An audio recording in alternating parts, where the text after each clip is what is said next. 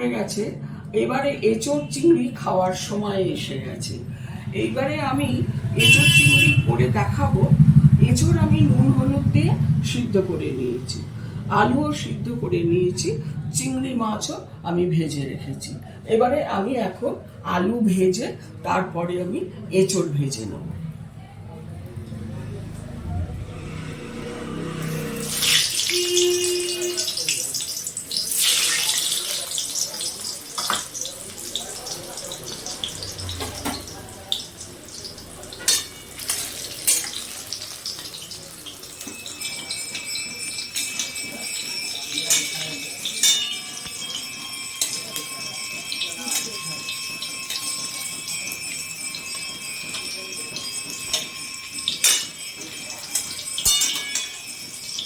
আমার অনেকটাই হয়ে গেছে। এইবারে আমি আলুগুলো নামিয়ে নেব কড়াই থেকে। এরপরে আমি এর মধ্যে এঁচোড়ও দিয়ে ভেজে নেব। এঁচোড়গুলো ভেজে নেব।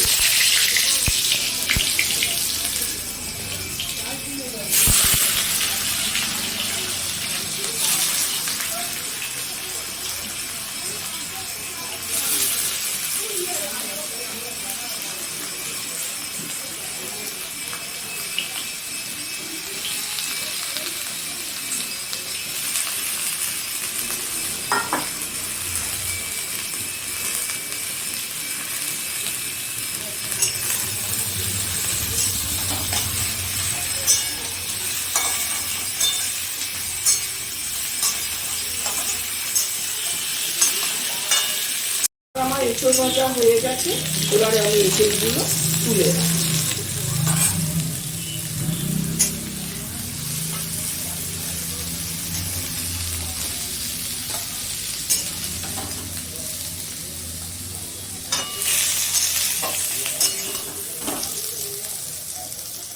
পাতা দিয়ে দিলাম, অল্প একটু জিরে ফোড়ন দিয়ে দিলাম।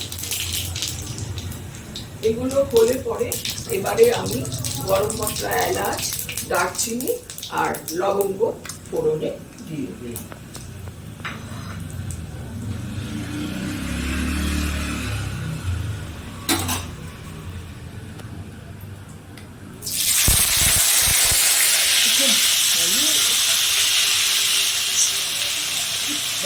পেঁয়াজ দিয়ে দিলাম,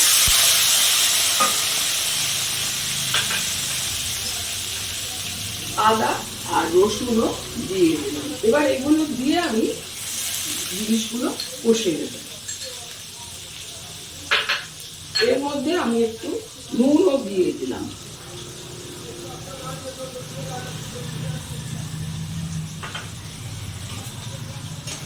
আদা পেঁয়াজ রসুন কষিয়ে নেওয়ার পর আমি টমেটো পিউরিটা দিয়ে দেব।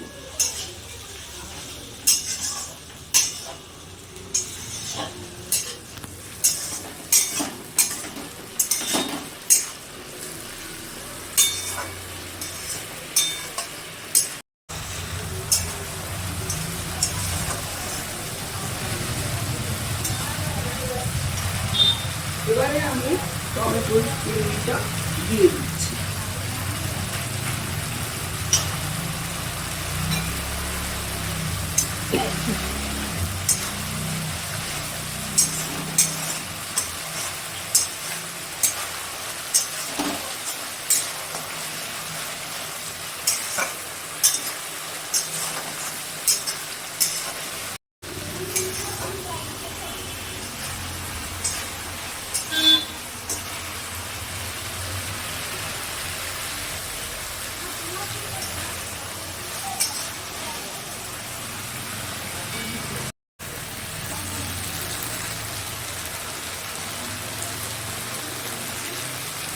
হলুদ দিয়ে দিলাম, জিরে দিয়ে দিচ্ছি,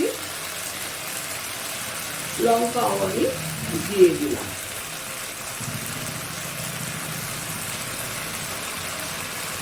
গরম মশলাটা একটু পরে দেব।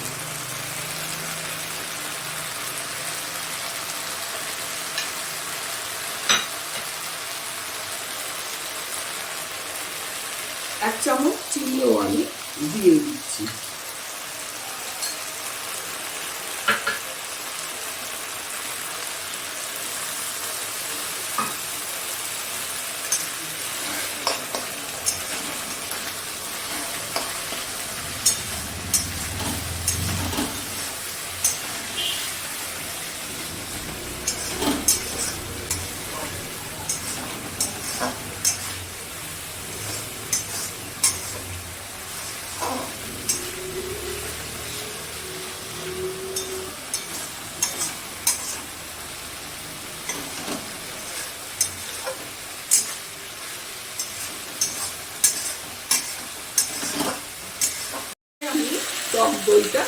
মধ্যে দিয়ে দিচ্ছি।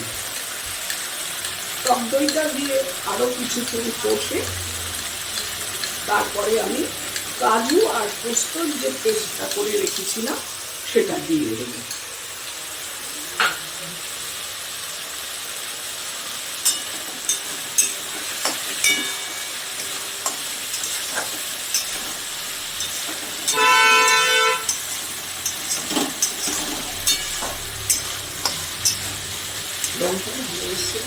হ্যাঁ, রংটা খুব সুন্দর, গন্ধও ভালো থাকছে, রংটাও খুব সুন্দর এসছে, খুব সুন্দর রংটা।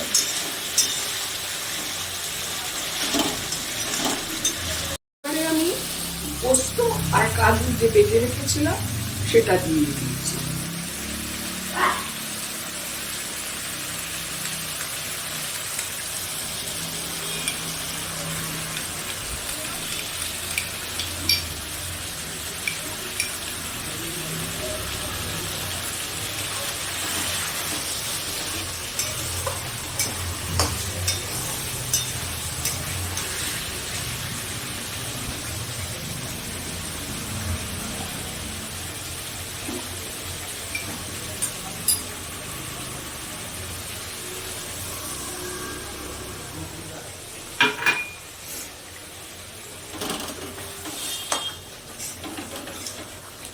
কালারটা খুব সুন্দর এসছে, গন্ধটাও ভালো বেরোচ্ছে, খুব সুন্দর ফ্লেভার একটা। কষতে কষতে তেল প্রায় বেরিয়ে এসছে।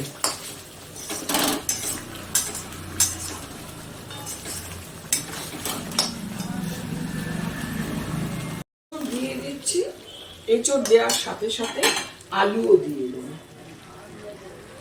এগুলো মশলার সাথে একটু কষিয়ে তারপরে আমি জল দেব।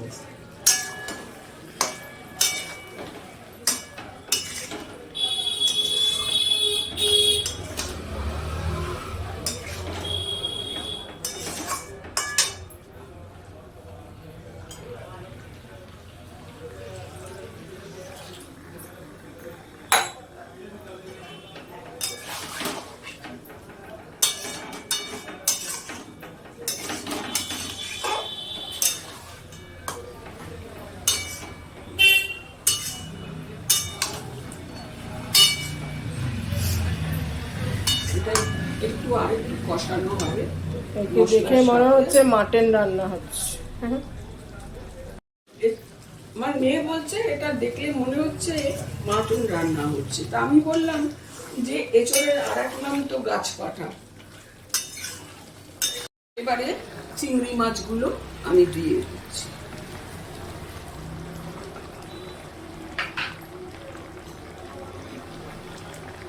তার সাথে সাথে গরম মশলা দিয়ে দিই,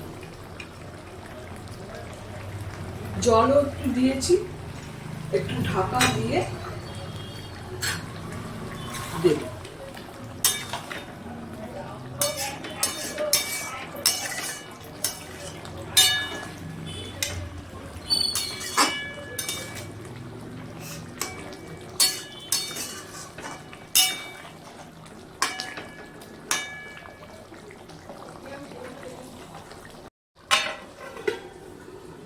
গ্যাসটা একটু কমিয়ে দিচ্ছি।